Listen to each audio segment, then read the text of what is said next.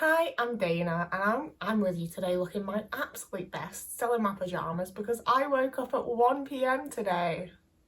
As you can tell from me having woken up at 1 p.m, my sleeping habits lately haven't been the best. But I say that, they've never been the best. I've never had good sleeping habits, I've never been very good at sleeping. And after doing a bit of Googling, a bit of looking around on TikTok and Twitter and that stuff, I think that it might be a bit of a general neurodivergent thing that we're not very good with sleep. And I thought that because I'm slightly sleep deprived despite waking up late and I need a video for today, we can talk about sleep. Let's do that one. As always, all autistic people are different. Everyone is different, okay? This isn't ever going to cater to everyone, that's just how it is. But getting into the actual video.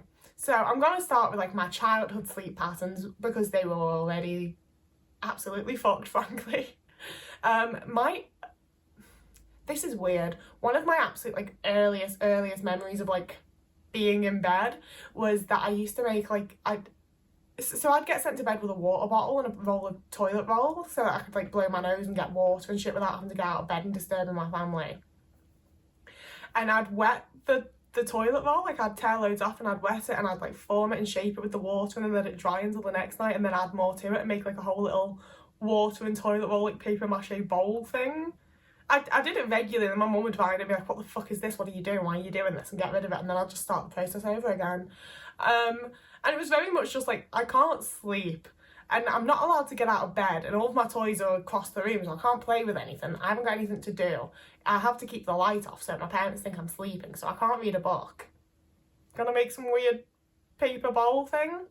But that was very much I could not sleep. I would lay there and I'd lay there and I couldn't fall asleep. It just didn't happen. It just didn't.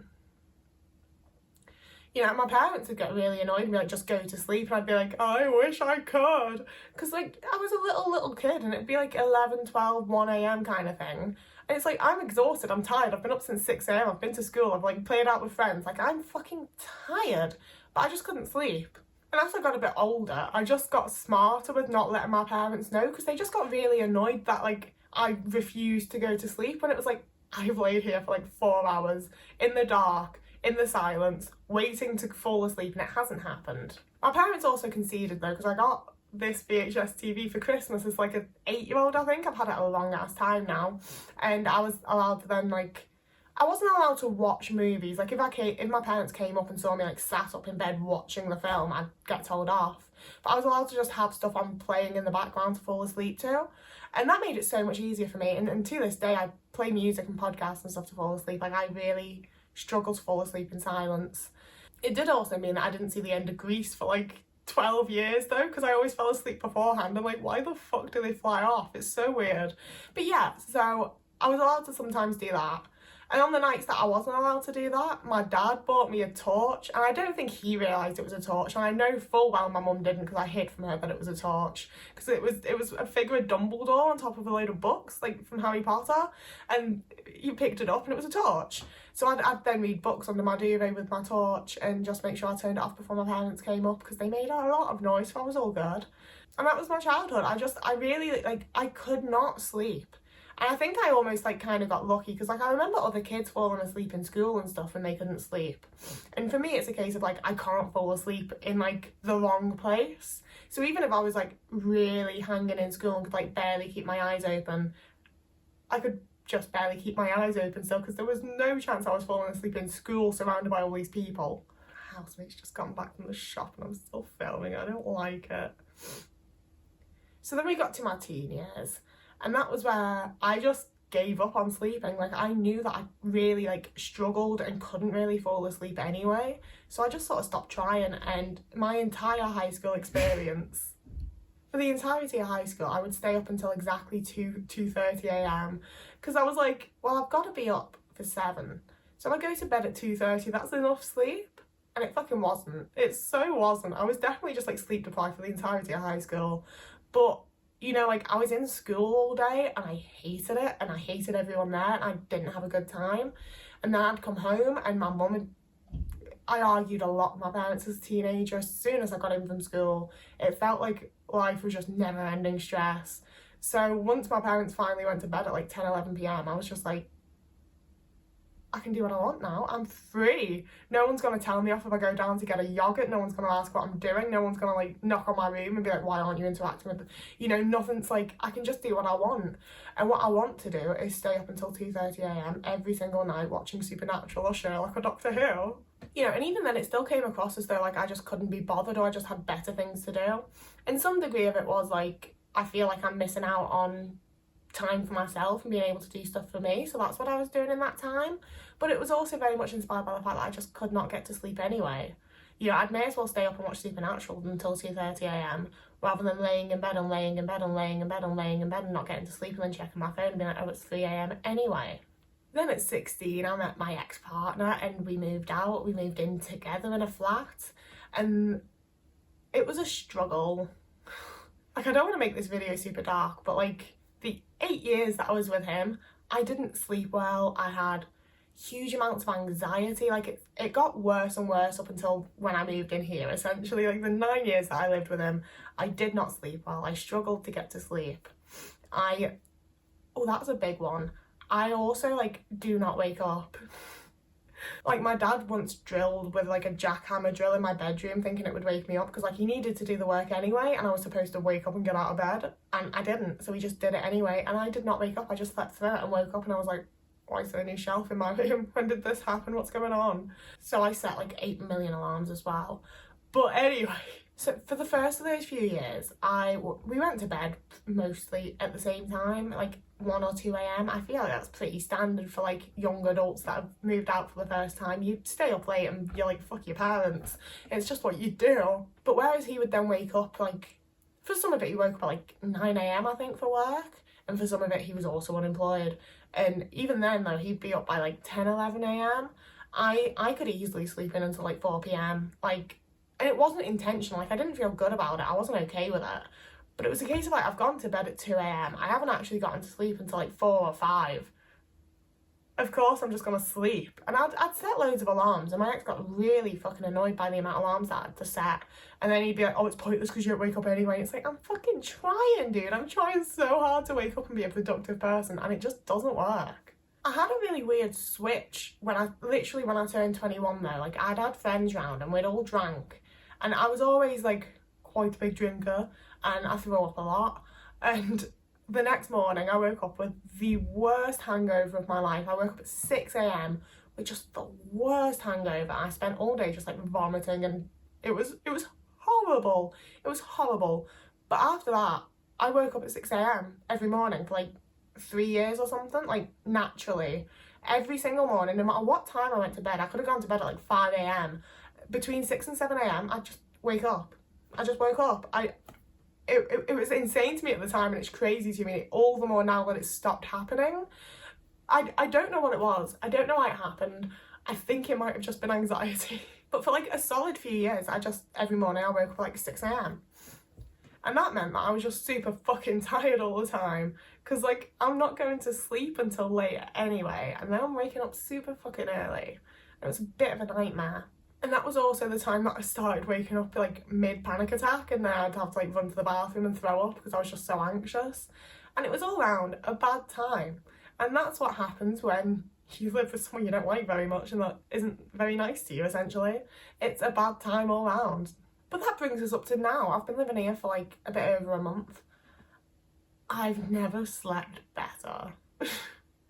Obviously, it's still not going brilliantly. My sleeping habits are very screwed up right now, but overall, I'm not waking up mid-panic attack, and it's lovely.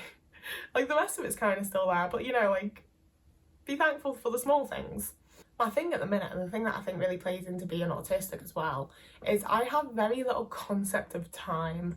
I really, like, I remember as a kid, I went to some, like, weird church thing once, and the guy was like, oh, I want you to all sit on the floor for 30 seconds and then stand up. And obviously all kids are going to stand up at different times, but like it stressed me out to no end because I was like, I have no concept of how this works. I don't understand how people like, I don't get it.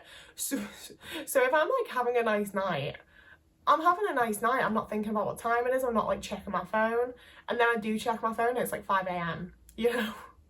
It's like, if I had a concept of time, I could have been like, oh, I've been doing this thing for like 2 hours now, so it's probably like 1 a.m, I should go to bed. But I don't, and especially having special interests and indulging in things, or currently for the first time in my life enjoying socialising with people and going to parties and the like. I don't have the concept of time. I don't want to stop doing the thing. And I think that's like a big thing for me at the minute, because it still takes me a long time to fall asleep. But I've got a little pillow spray that makes my pillows smell like lavender and like relaxes me, and I put on podcasts or music. Like, I've got my little routine of how I fall asleep now that helps a lot. So I don't know what the fuck I was talking about.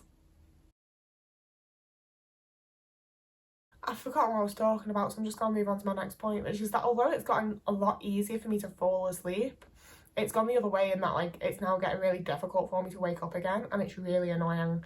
But like, this is the kind of stuff that I've only experienced from other neurodivergent people. Like, my ex-girlfriend could only fall asleep well with like music on and really, really struggle to wake up in the exact same way that I do. It was quite validating, to be fair. And someone else that I used to be friends with had ADHD, and they could fall asleep like that, but again, really, really struggle to wake up in the same way that I do. And I think some of it is that the way my brain works, I get like, you know, the world is a lot. Like, being awake and having all this sensory input all the time that is life is kind of a lot. So it's sort of like my brain gets into the swing of it, it gets used to it and doesn't want to have to like turn off and have to like recalibrate the next morning, you know? I'd rather, like, I've recently started pulling the odd all-nighter again, and honestly, I love it. Like, I do get tired, obviously, but I feel like it honestly works better for my brain to have like 2 days put into like one chunk of awakeness. I wouldn't recommend it. I'm going to stop doing it. It's not sensible. But I also do think it kind of works well for my brain. However, also, like, I'm autistic and I really require my routine to like feel okay and feel like everything's going all right and going the way it should. So not having like my routine doesn't stretch across 2 days, you know? And if I've gone to sleep at like 6 a.m. and I've woken up at 1, that's my entire morning is just gone, and it doesn't help my routine stuff, and it does make me a bit anxious, and that's why I want to make this video about it and see what you guys have to say. How do you sleep? I don't feel exhausted anymore because I'm sleeping better now that I've moved, so I'm not that concerned with my sleeping habits, honestly. Like, I don't have anything that I need to get up for. I don't have any reason that I need to be getting into bed at a reasonable time, so for now it's fine. But when I come around to that place again where I need to like get up for something, I'm not looking forward to it, and I think I might end up just pulling a all-nighter if it's too early, you know? Maybe I shouldn't. But yeah, that is the last of my thoughts. I would like to hear yours. How's your sleeping been throughout life? I'm not saying this is the most interesting video I've ever made, okay? But I am saying that I think it'll be useful and helpful, and I want to know if other autistic or neurodivergent people in general feel like this. Like, I know that like lots of people struggle with sleep for lots of different reasons. I'm not saying that my sleep struggles haven't just been like down to stress and the like, because fuck knows, we're stressed as neurodivergent people a lot of the time, probably more so than most neurotypicals, and neurotypicals also experience sleep issues when they're stressed. So if we have, you get what I mean. I don't want to go on another ramble right at the end here. So yeah, as always, I'd love to hear anything you have to say. If you wanted to like and subscribe, that'd be really nice. I'll link all of my social medias down below if you want to follow me on Instagram or anywhere. It's fun. I don't post an awful lot there. I am starting to post more TikToks if you want to find me on TikTok.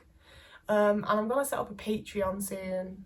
One of you mentioned it and I keep thinking about it, and then someone mentioned it in the comments and I was like, oh god, I should actually just do that. But I don't like the idea of anyone having to pay for content, so I don't know what I'm going to do with it, but we're going to think about a Patreon very soon.